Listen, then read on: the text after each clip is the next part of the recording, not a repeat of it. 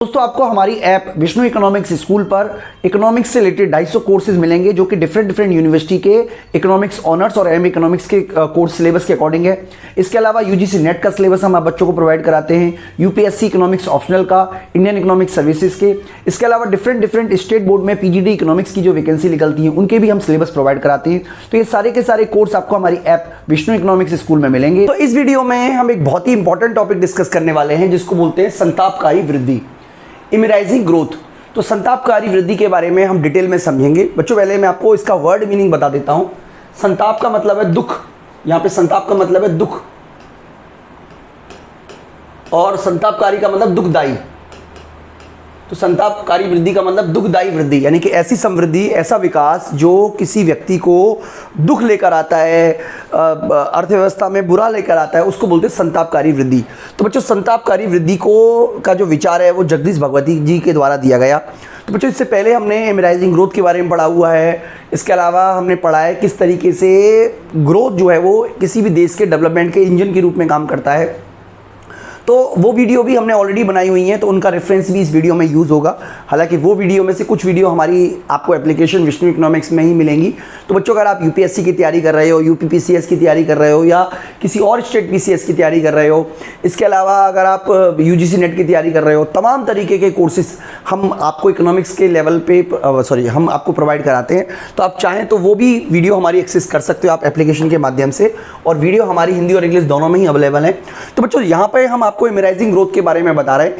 आर्थिक विकास की प्रक्रिया में विकासशील देशों के उत्पादन स्तर में वृद्धि, धन प्रभाव धनात्मक हो सकता है, परंतु व्यापार शर्तों का हास्य इतना अधिक होता है कि धनात्मक धन प्रभाव प्रतिकार से भी अधिक रह सकता है। देखिए यहाँ पे हमें इस वाली लाइन को अच्छी तरीके से समझना है, क्योंकि मैं जब आपको, ये तो मैंने पढ़ दिया है, लेकिन जब मैं आपको समझाऊंगा तभी आपको ये सारी की सारी बातें समझ में आएंगी। देखिए इससे पिछले वाली वीडियो में हमने आपको बताया था कि जब एक, मान लीजिए कोई देश है जो कि बड़ा देश है, साथ ही साथ वो ऐसी वस्तु बना रहा है जो प्राथमिक वस्तुएं हैं, यानी कि गेहूं, चावल, दाल, आटा, इस तरीके की वस्तु बना रहा है। तो जब प्राथमिक वस्तु का उत्पादन बढ़ता है तो व्यापार की जो शर्तें हैं, व्यापार की शर्तें उसमें बहुत ज्यादा गिरावट आती है, और ये गिरावट इतनी ज्यादा आती है कि किसी देश की स्थिति उस स्थिति से ज्यादा खराब हो जाती है जो स्थिति अगर सेम रहती या उससे अच्छी रहती अगर उसके देश में विकास नहीं होता। देखिए मैं आपको एक एग्जांपल से समझाने की कोशिश करूंगा जिससे कि आपको मेरी बात अच्छी तरीके से समझ में आ जाए। देखिए बहुत ही सिंपल तरीके से हम समझने की कोशिश कर रहे हैं बच्चों। मान लीजिए एक देश है, हम ए देश लेके चल रहे हैं। मान लीजिए ए देश है, ठीक है। ए देश क्या कर रहा है, एक्स वस्तु का उत्पादन कर रहा है, यानी कि एक्स वस्तु के उत्पादन में वो विशिष्टीकरण उसको हासिल है। उसका जो विशिष्टीकरण है वो एक्स वस्तु के उत्पादन में है। और मान लीजिए एक्स वस्तु कुछ और नहीं, गेहूं है, ठीक है। जबकि वो जो खरीद रहा है वो वाई वस्तु का खरीद रहा है, आयात कर रहा है, और वाई वस्तु मान लो मशीन है। इस केस में हम ये मान के चल रहे हैं कि एक टन कह लो, एक क्विंटल कह लो, एक टन गेहूं खरीदने के लिए उसे एक मशीन मिलती है। एक सिंपल से तरीके से हमने मान लिया। अब मान लीजिए ए देश में समृद्धि होती है,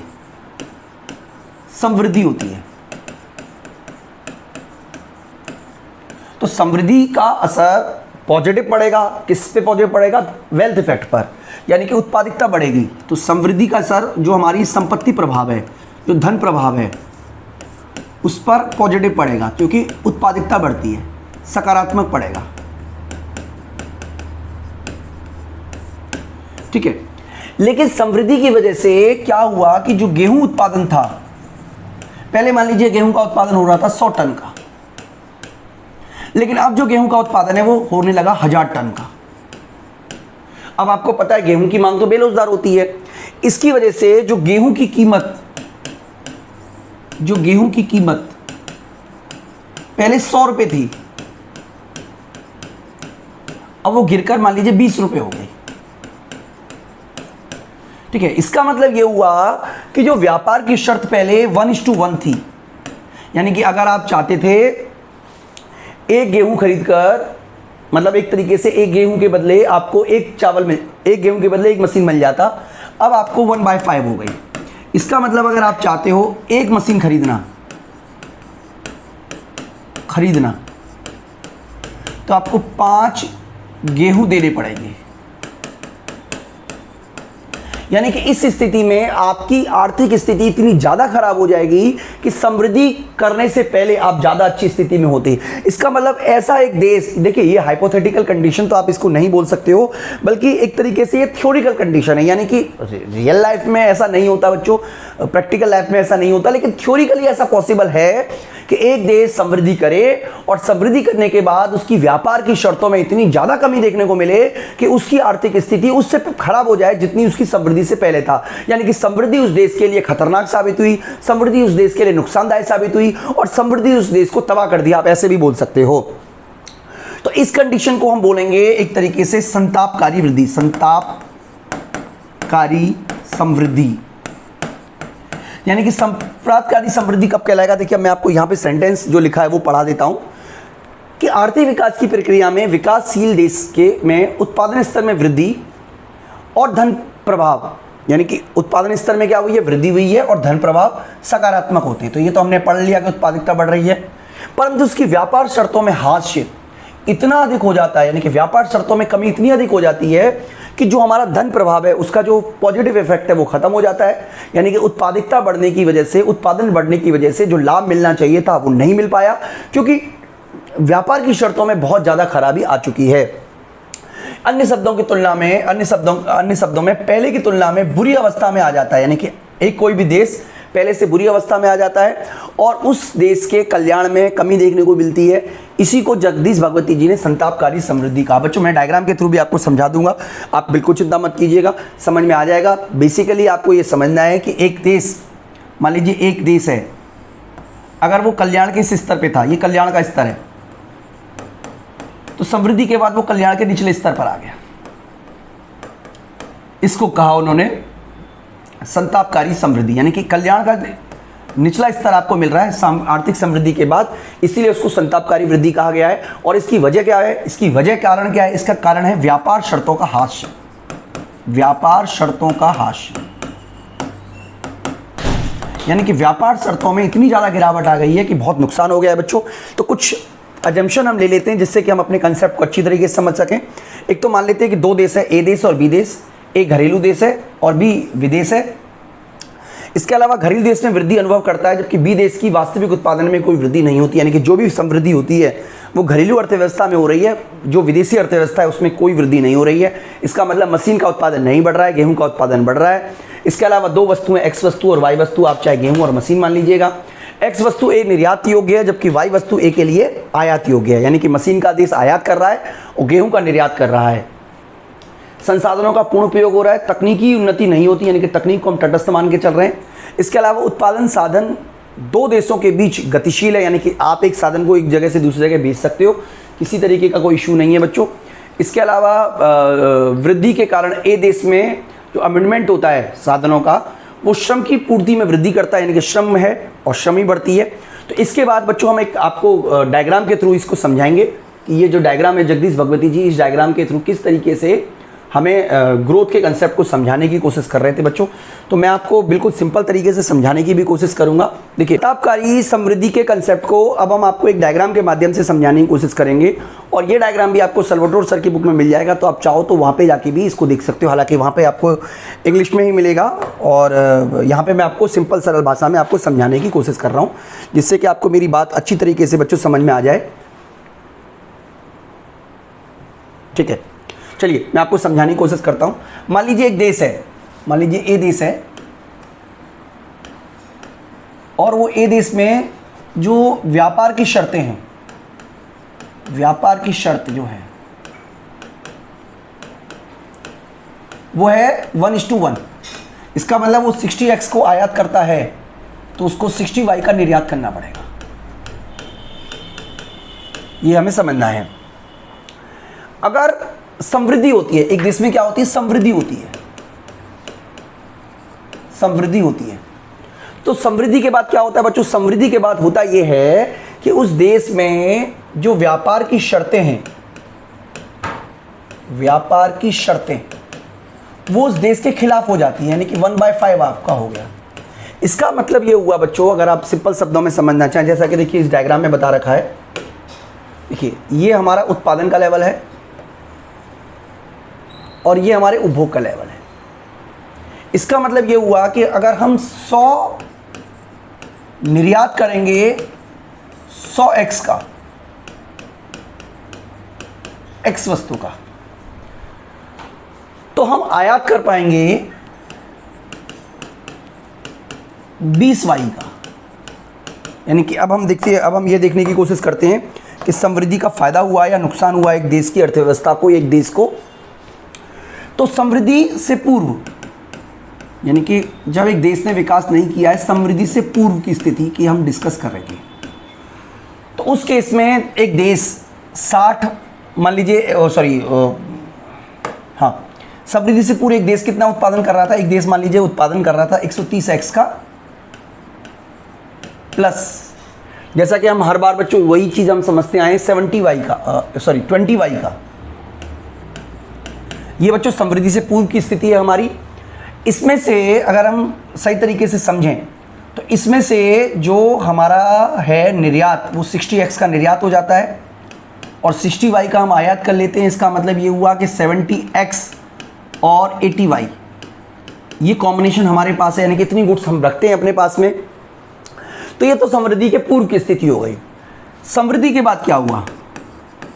समृद्धि के पश्चात, क्योंकि साधनों में वृद्धि हुई है एक्स के श्रम में, और हालांकि वो इसको मशीनों के उत्पादन में भी लगाएगा, क्योंकि व्यापार शर्तें खराब हो गई हैं, उस देश के खिलाफ हो गई हैं। इसलिए अब वो जो उत्पादन करेगा, वो उत्पादन कर रहा है इस टेबल के हिसाब से अगर हम देखें तो 160 एक्स का, जबकि वाई का वो उत्पादन कर रहा है पहले से ज़्यादा 50 वाई का। ओके बच्चों, तो इस केस में अगर आप देखोगे तो जो हमारा उत्पादन है वो है, एक तरीके से कह सकते हो आप, एंटी ट्रेड है। ओके बच्चों, इसके अलावा निर्यात की बात करें तो वो निर्यात कितना कर रहा है? 100x का निर्यात करेगा, और आयात कितना कर पा रहा है? आयात कर पा रहा है केवल 20y का। यानी कि ये कल्याण के लेवल को दिखा रहा है, कल्याण का लेवल 1 है ये। इस केस में उसके पास 60x बचेगा और 70y, यानी इस स्थिति में आप देखोगे तो उसकी स्थिति x वस्तु में भी खराब हो गई, y वस्तु में भी खराब हो गई, यानी कि एक तरीके से आप कह सकते हो कि कल्याण में गिरावट देखने को मिली है। तो बच्चों डायग्राम भी मैं आपको समझा देता हूं, चाहो तो एक अलग से डायग्राम बना के समझाने की कोशिश करता हूं, अगर आपको मेरी बात समझ में आ जाए तो। देखिए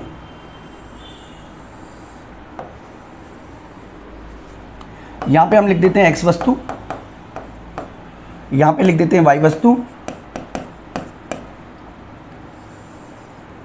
ये पहली कंडीशन है और ये ग्रोथ के बाद की कंडीशन है। थोड़ा सा ज़्यादा हो गया ये, इसको ठीक है, ग्रोथ के बाद की कंडीशन है।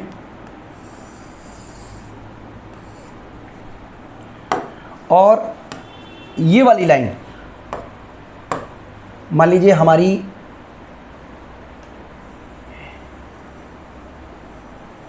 इनिशियल है, उत्पादन का पॉइंट है A, और मान लीजिए उपभोग का पॉइंट है ये वाला B।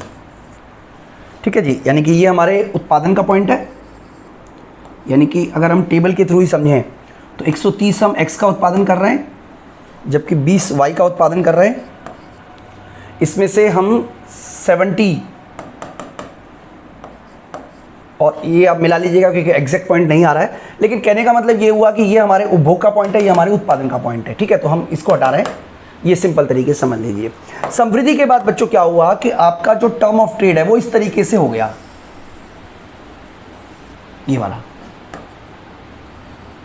ये वाली आपकी सी पॉइंट हो गया, और आपका जो कल्याण का पॉइंट है वो इससे नीचे आ गया। तो इसी को बच्चों संतापकारी समृद्धि कहा गया है। अगर हम सल्वाटोर सर की बुक का डायग्राम देखने की कोशिश करें तो देखिए ये उन्होंने डायग्राम बनाया हुआ है, मैं थोड़ा सा इसको इस तरफ ले लेता हूँ, ठीक है। तो मैं आपको बता देता हूँ डायग्राम आपको क्या बताने की कोशिश कर रहा है। सबसे पहले तो आप ये वाली लाइन देख लीजिए, ये वाली,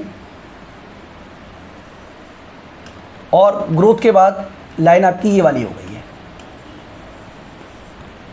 ओके बच्चों, तो ये ग्रोथ के बाद है। अगर हम बात करें बच्चों तो स्टार्टिंग में हमारी ये आप कह सकते हो एक तरीके से व्यापार की शर्त की लाइन है, यानी कि इतना उत्पादन कर रहा है वो 130 का उत्पादन करेगा और वाई का 20 का। उपभोग का लेवल ये वाला है। जब एक देश समृद्धि करता है तो उसकी व्यापार की शर्तों में बहुत ज़्यादा गिरावट आती है, और जो कर्व इस तरीके का था वो अब इस तरीके का हो जाता है। व्यापार की शर्तें यानी कि इस वाले पॉइंट पे इंटरसेक्शन कर रहा है, यानी कि इतना उत्पादन करेगा वो एक्स का, इतना करेगा वो वाई का, और आपका जो वेलफेयर का लेवल है वो इस वाले लेवल पे आ रहा है। तो बच्चों कहने का सिंपल मतलब ये हुआ कि आपका जो ये वाला जो पॉइंट है, ये वाला ये है समृद्धि के बाद, समृद्धि के पश्चात का कल्याण। तो बच्चों जिसमें कि कमी देखने को मिली है, और यही इमराइजिंग ग्रोथ है। इमराइजिंग ग्रोथ की रीजंस को भी उन्होंने समझाने की कोशिश की, जो कि मैं आपको समझाने की कोशिश करूंगा कि आखिरकार इमराइजिंग ग्रोथ की क्या वजह है। तो उन्होंने जो पॉइंट बताए उसमें से पहला पॉइंट उन्होंने बताया कि आर्थिक विकास के बाद निर्यात योग्य वस्तु का उत्पादन बढ़ता है।